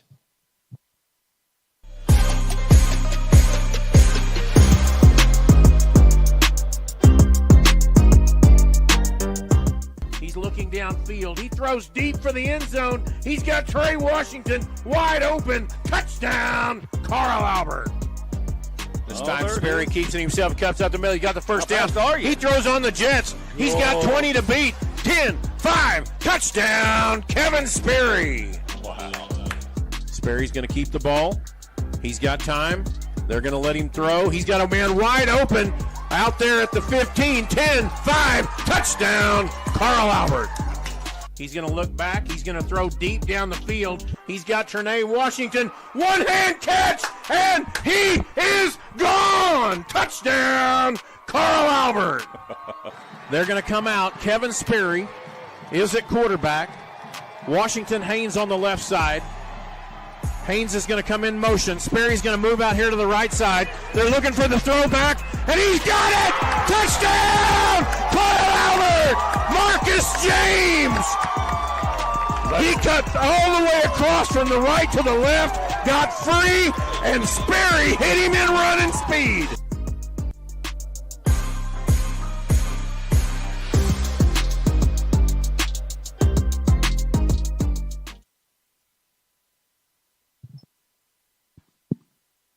If you wonder why we're yelling when we're at the Rock, it's because we're actually standing in the stands as play-by-play and announcers. So that's why if you ever get an opportunity to go play at the Rock, you just really want to go there. It's kind of fun. So Kevin Sperry, he comes in, and a newcomer to us, not newcomer for football, and there are several things that I would say about him. Number one, he is passionate. He is an absolutely passionate human being. He is a student of the game. He is a warrior. He is one of those people that is a leader in every way. He comes in, and he is also humble.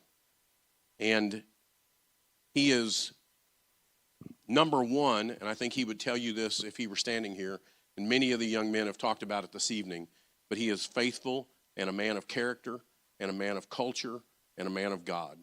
And he is searching after God's own heart. His family has made a difficult decision because his mother actually is still in the Dallas-Fort Worth area, and yet she makes that trek up for everything that those young men do, Kevin and his brother. And Dad lives in Midwest City, takes care of them, and I know that family is first for Kevin Sperry and the rest of his family. And so the culture that they provide has made him not just able to be one of the best players on the field, but has made it so that he knows that no matter what, he is backed up. And sometimes we talk about that in regard to coaching staffs. Sometimes we talk about that in regard to other players. But when you have a family, as Robert has talked about it this evening, as LaDainian Fields has talked about his mother, when you have a family that is standing behind you, that is there 24/7, no matter what, you have the opportunity to be special. And so we try to build that culture at Carl Albert, and Kevin came in and has, just as every tide raises every boat, then he has raised the people around him to be that good. So a very honorable person to be Newcomer of the Year nominee, Mr. Kevin Sperry. I'm going to ask Michael Stewart to come up so he can give us the fan vote for Newcomer of the Year.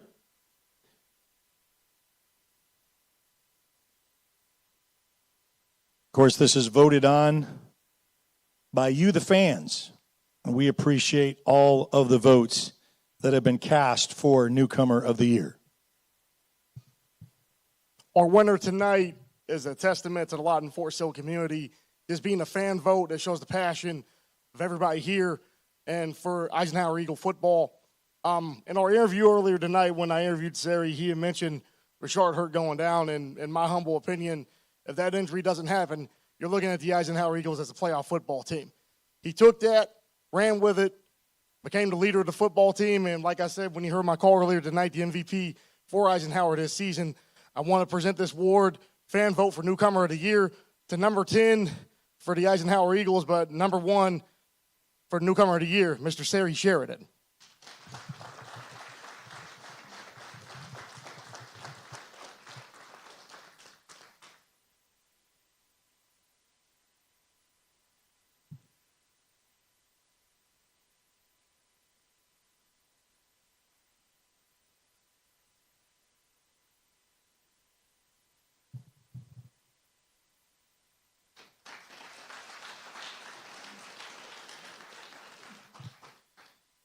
We get to see a few things.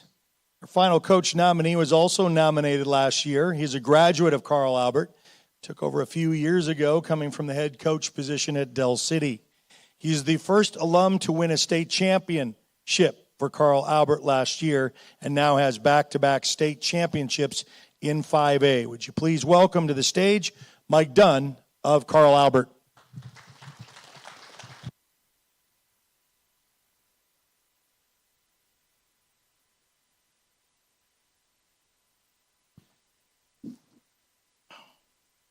This is more comfortable than that chair out there. It is, yes.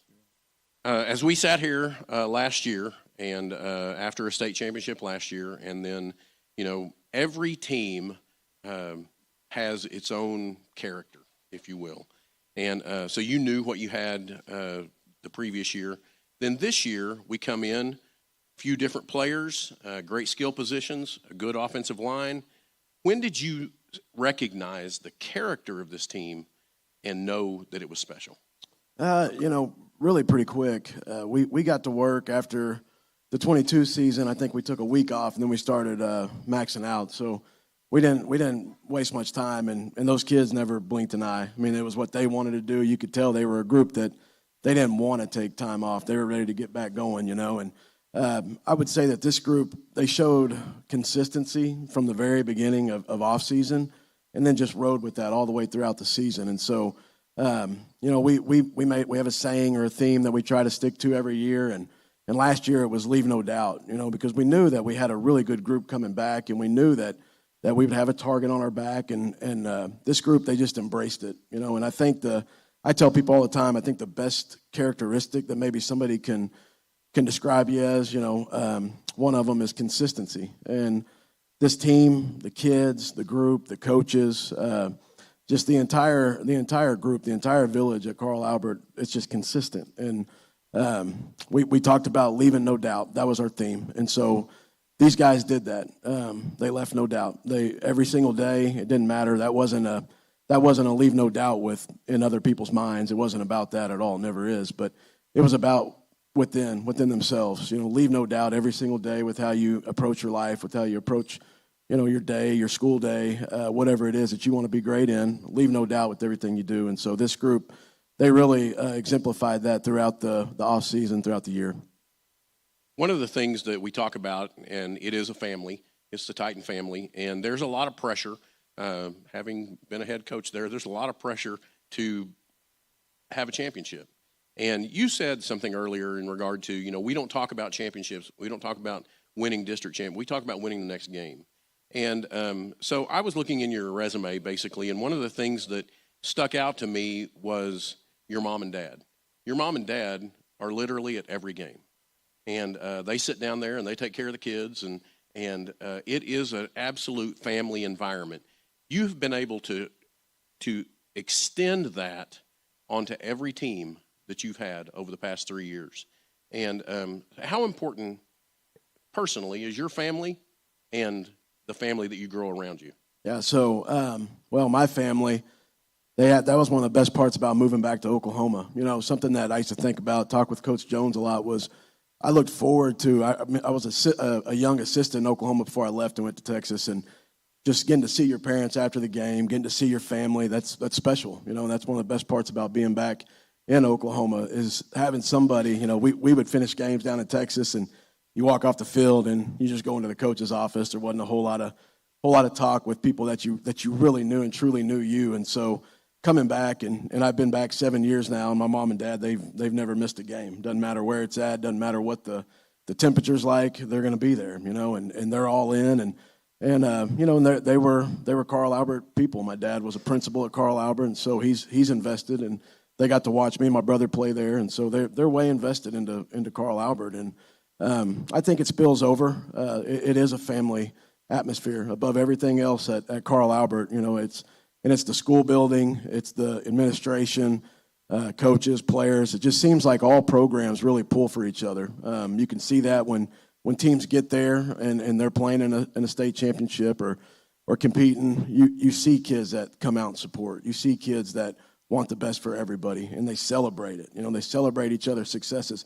These days, I think a lot of times kids almost think it's not cool to celebrate and have fun, and go support other groups. And these kids, they're not like that. They celebrate each other's successes. They pull for one another. This football team, there was no jealousy. There was no week in, week out. Who's getting the most touches, who's getting the ball, who's not. We didn't, and that's special. I mean, that means a lot. It doesn't go like that sometimes, and especially when you have really, really talented kids. And so, I think you have to role model that as coaches. Everybody out here, every coach that's here, role models that with their teams, and it shows with the way these kids talk about their coaches and talk about their brothers and those things. And so I think that's one of the best things about being a coach is you do have that platform. You know, you can blow a whistle and you've got 100 kids on a knee looking up at you, and so you can't take it for granted. You have to pour those things into them, and not all of our kids have that. And so it's special. It's a special place. Coach, we just really appreciate your 2-time nominee for Coach of the Year, and I just personally invite you to keep pouring it into him. Absolutely. Congratulations. Thank you.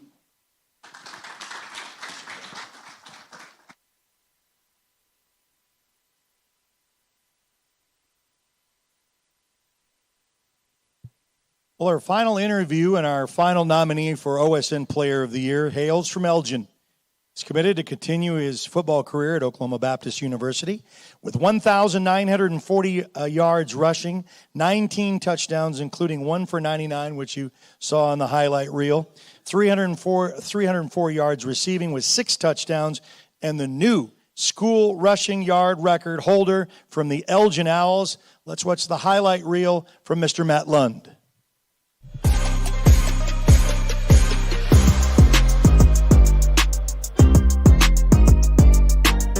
First and 15, going to be a handoff. Matthew There Lund. he goes.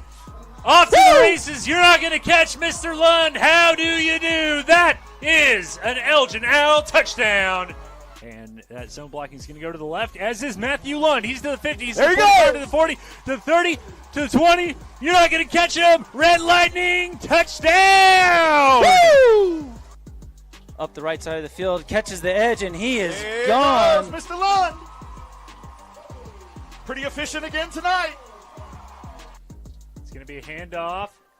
This one now should do he's it. got it. Matthew Lund is going down the sideline as he pushed out of the 35. Woo! Matthew, congratulations, Matt Lund, the new king of rushing for Elgin High School football.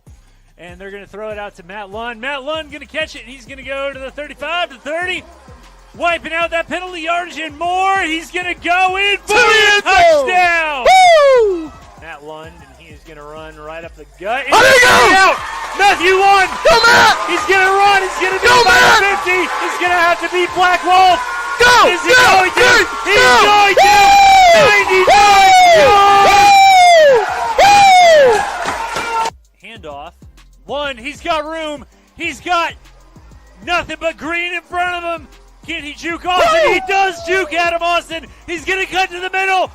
You're not going to catch him. Red Lightning, touchdown, Elgin. Matt Lund is going to run to the outside. He's got room. He's going to go to the 20, the 15, the 10. Matt. He's going to go to the 5. He's going to push Touchdown! through. Touchdown, Elgin. Touchdown, Elgin. Touchdown, Elgin.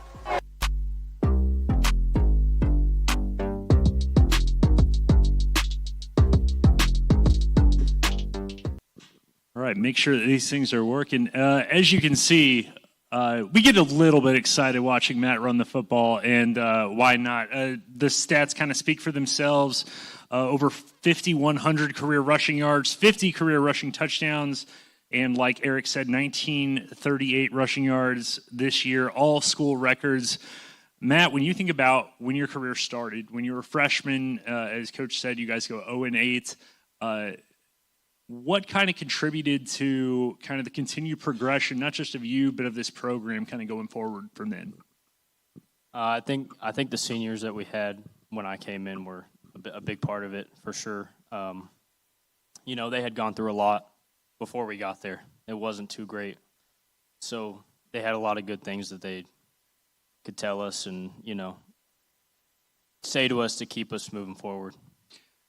When you go back to that Noble game, when you set the school record, and obviously that was something that, your coaches and teammates obviously wanted for you, obviously something that you and your family wanted for you. Was there anything said in the huddle leading up to that drive, or was it almost kind of like a pitcher throwing a perfect game, you don't want to jinx it, or did your teammates kind of say, hey, man, we're handing the ball to 9?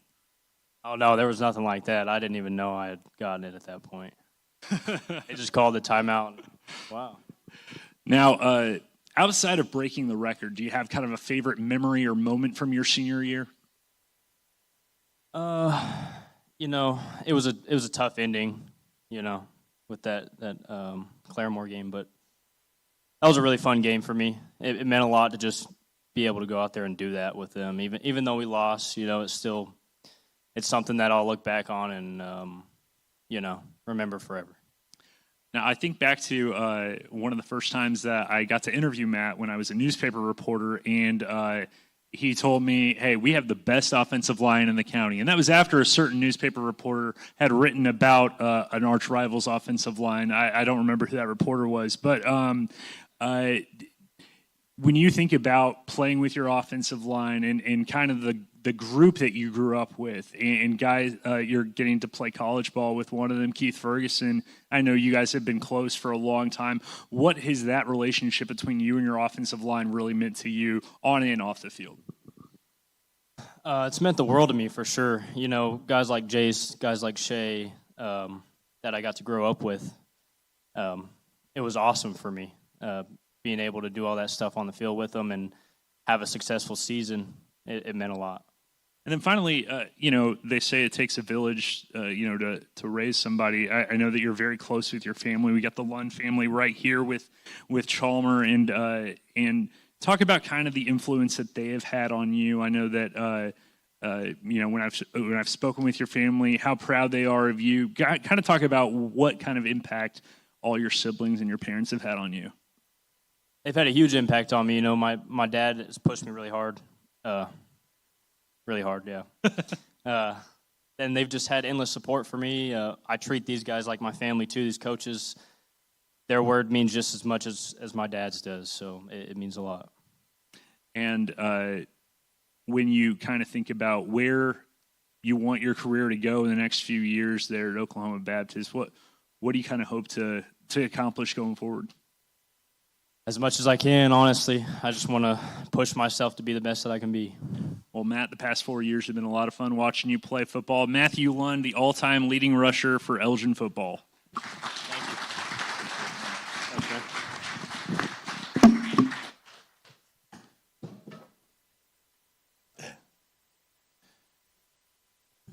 We'll do our last fan vote for Player of the Year. We'll have Vincent Saylor come up, present this again.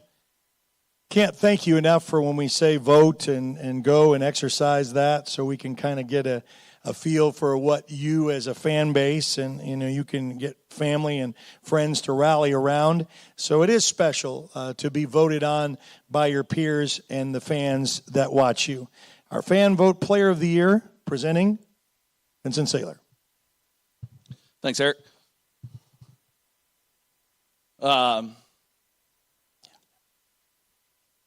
Just like I said, I mean, I introduce this kid, but also want to talk a little bit about the type of person and the type of kid he is as well. Congratulations, Matt Lund is our 2023 Fan Vote Player of the Year. But I got a quick story about Matt. We talk about, first of all, I've never wooed in my life, and obviously I woo the heck out of it when he's running the football during those games and those long touchdowns and things like that. But one of the greatest things that I ever saw from Matt was everybody was so excited after that Noble game for him to have gotten that record and this, that, and the other. And we were in the coach's office after the game, and the first kid in the coach's office was him, and he went to every single coach and gave him a hug and said, "Thank y'all, and I couldn't have did it without you." And that shows what type of kid he is. So that's, like I said, it's great to be a great football player, but at the end of the day, he's an even better kid. So congratulations, Matt. You're the 2023 Fan Vote Player of the Year.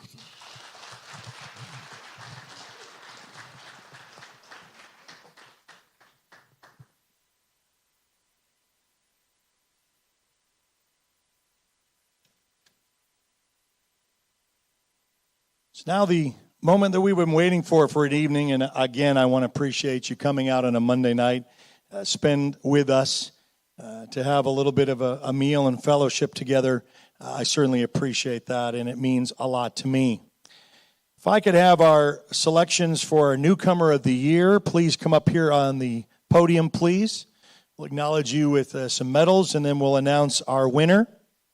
We'll also give you the selection process, and I'll give you this. If I was to poll every single one of you who you thought was deserving to win in these three categories, you're going to have different answers. And so I know that. And I want you to know that of these three categories, I didn't pick this. It wasn't me and just another guy at OSN says, let's just do this. How could we do it the fairest way possible with a numbering system that we had an independent panel with a 5-person anonymous panel, including 2 retired coaches, 1 Hall of Fame coach, and people that love, eat, sleep football. And then we have the OSN staff, so we do have a little bit of input in that. And then we have 1 coach, anonymous coach, that is currently coaching but has not coached any of the 11 schools. And so I appreciate that effort as well. And then we have the fan vote, so you can kind of see the percentages. If you're going to go hand those out to all of those little appreciation.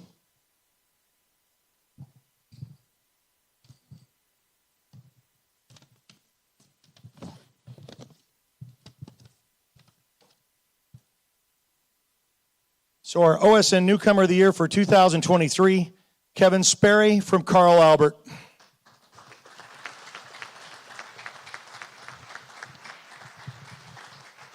Accepting this award will be his head coach, Mike Dunn from Carl Albert. Thank you, gentlemen. Appreciate it.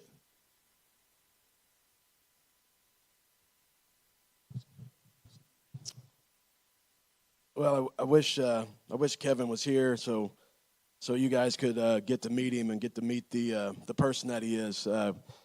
Coach Norman, he described him and nailed it. He's a great football player. I mean, everybody's seen what he can do on the field, but he's just a top-notch human being, and he definitely brought leadership. He brought a commitment to our team that's really unrivaled. It's nonstop for him, and family is first, just like Coach said, and that's what he had, a family engagement tonight that he had to take care of. And so on behalf of Carl Albert and the Carl Albert family, we really appreciate OSN, and I know Kevin will be very proud of this as well. So thank you very much. Now could I have our nominees for Player of the Year please come up to the podium, please?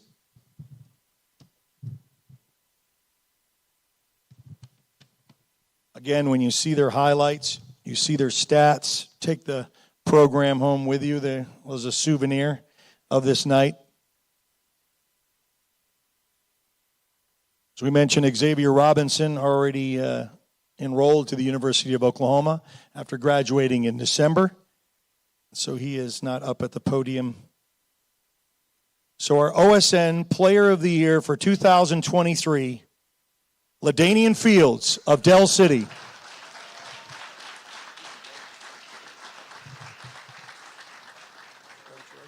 want to say anything?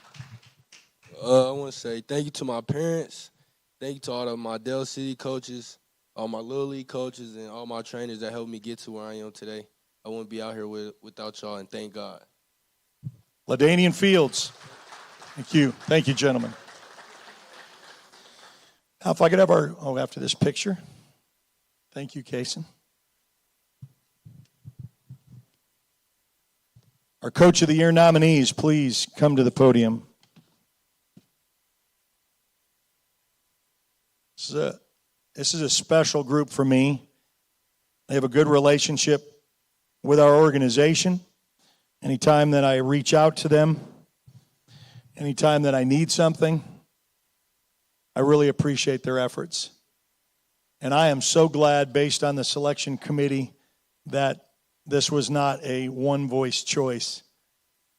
And I'll tell you what, these numbers, and if you think about it, you say it's not, as I told you, that if I was to poll every single one of you, we have a ranking system. Though you may rank this individual first, and then someone else second, third, and that's how that is how all of them had to do that. They had to rank of who they had first, second, third, and fourth. So you can get a lot of twos and win. You don't have to just get ones, from everybody.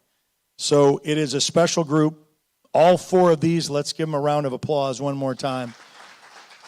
All the hours that they put in goes beyond of what we can imagine, and I know what they spend with it. So our OSN Coach of the Year for 2023, Mike Dunn of Carl Albert.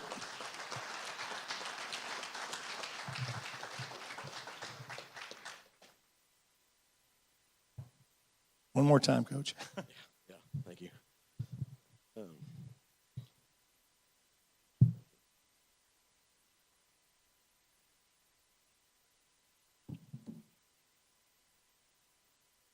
First, I just want to thank OSN for putting this banquet on and doing this last year. Very, very special, and then being able to do it for the second year. It's a lot of fun, and it's kind of the end. It's the last thing that we do, I think, football season-wise, and so, I look forward to doing this year in, year out, hopefully. But I'd like to also congratulate all the other nominees. You talk about phenomenal men, people that I love. I've gotten to know Chalmer very well over the last couple years. Coach Brick, one of the greatest offensive minds that I've known, and obviously Coach Jones and our history going way back. You can tell what these guys are all about, and just listening to the kids and how they describe their coaches, and hopefully that's what the kind of impact that we all can have on our kids and on our community. I'd like to thank my wife and kids, Michelle and Harrison and Andy, and it's hard being a coach's wife, and my wife is the best. She supports me. She supports our team. She's also a principal at Carl Albert, so she's all in. She's way invested. We talked about my parents and my entire family. I'd like to thank our high school administration, our principals. You couldn't do it. Every coach here will tell you couldn't do it without great administration and great support. Our district administration, Andy Collier, is here tonight supporting Robert and I and the kids and LaDainian. But we couldn't do anything without him as well. He's the best out there. Carl Albert High School, it's a special place. Our teachers, staff, it is a village, and I'm very thankful for them. Kirk Norman, Coach Goff, everything that they do, you can hear it in their voices. They're bought in. They're Carl Albert through and through, and it shows every Friday night with what they do on the call. Our coaches, obviously, you can't be up here without having great coaches around you. I know Coach White, he's got his guys here, and Coach Jones has his guy, Coach Shields and Coach Kelly. You can't do it without great coaches around you. You surround yourself with people that can do it better than you, and you're going to be pretty special, and that's what we have at Carl Albert. Our players, I can't say enough about them. That's the real reason why all of us are here, and obviously you can't do these things and be nominated for these awards without having great kids, and we have that at Carl Albert. And again, OSN, just thank you for everything that you do for all of us. So thank you very much for having us tonight.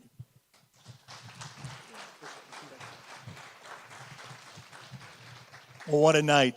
And I can't thank our nominees enough for showing up and really putting out the effort of 2023. And let's look for a great 2024. For some of the floral arrangements, Scott's House of Flowers, thank you, Jeremy Lohman, giving that. Some of you can take those home, please, as that, and those programs are yours as well. Again, I eat, breathe, and sleep football. I can't wait for it. Spring ball will be coming up right around the corner, and I'll be interviewing every single one of these guys again about their program and what they look to do to start all over, because now they're all undefeated, and they're all chasing for a state championship. So I want to bid you a good evening, and especially for those who are traveling, those who've watched us online, we appreciate it. Have a good evening. Thank you once again.